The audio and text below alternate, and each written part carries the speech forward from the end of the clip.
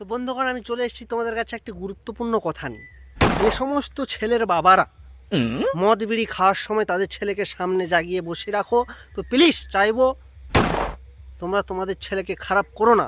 মদ খাওয়ার সময় বসাও না, সিগারেট খাওয়ার সময় কখনো দেখিও না, কারণ তোমার ছেলেটা কিন্তু খারাপ হয়ে যাবে। মদ নিয়ে এসছি। হ্যাঁ আমার ছেলে বলনি বালটা কান্নাকাটি করছিল, বল্টু আনতিছে।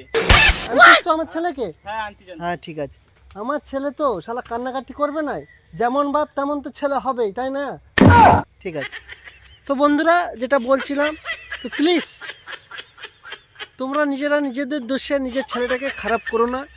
কখনো মদ ফদ খেতে এলে, বিড়ি সিগারেট খেলে কখনো ছেলের সামনে খেও না। এটুকুই আমার বলার অনুরোধ ছিল। প্লিজ এটা অন্তত আমার রিকোয়েস্ট, কখনো তোমাদের জন্য নিজের ছেলেটা জীবন নষ্ট করো না।